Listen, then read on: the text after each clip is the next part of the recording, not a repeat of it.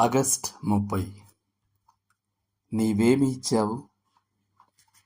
క్రీస్తు మరణం ముందుగానే నిర్ణయింపబడిందని, ప్రమాదవశాత్తు జరగలేదని పేతురు స్పష్టం చేశాడు.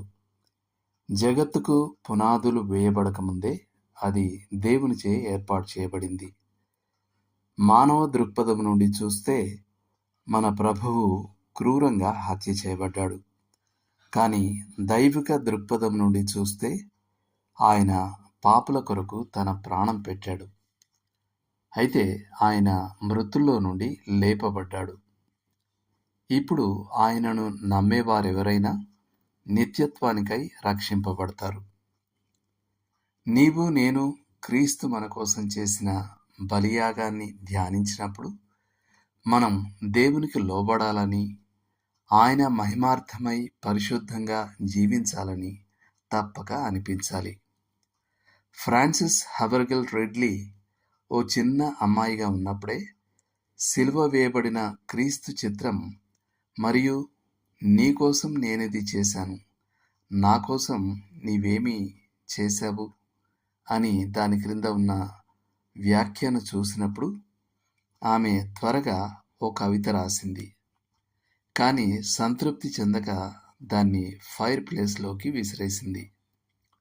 ఆ కాగితానికి ఏమీ కాకుండా బయటికి తిరిగి వచ్చింది. అటు తర్వాత వాళ్ళ నాన్న సలహా మేరకు ఆమె ఆ కవితను అచ్చువేసింది. మనం ఈరోజు దాన్ని పాడుకుంటున్నాం. నేనిచ్చాను నీకై నా జీవితం, చిందించాను నా ప్రశస్త రుధిరం, మరియు సజీవుడనైనాను మృతులలో నుండి. నేనిచ్చాను నీకోసం నా జీవితం, నా కోసం నీవేమిచ్చావు? నిజంగా మంచి ప్రశ్న. నీవు నేను ప్రభువుకు మంచి జవాబు ఇవ్వగలమని నమ్ముతున్నాను. నేటి వచనం: మీరు నన్ను ఏర్పరచుకొనలేదు. మీరు నా పేరట తండ్రిని ఏమి అడుగుదురో అది ఆయన మీకు అనుగ్రహించినట్లు మీరు వెళ్ళి ఫలించుటకును మీ ఫలము నిలిచి ఉండుటకును నేను మిమ్మును ఏర్పరచుకొని నియమించితిని. యోహాను సువార్త 15వ అధ్యాయము 16వ వచనం.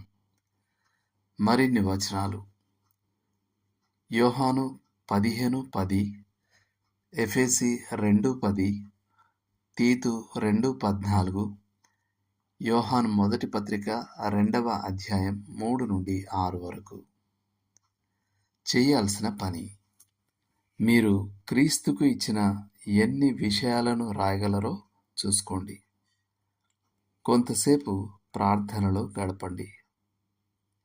దేవుడు మిమ్మును దీవించునుగాక. ఆమెన్.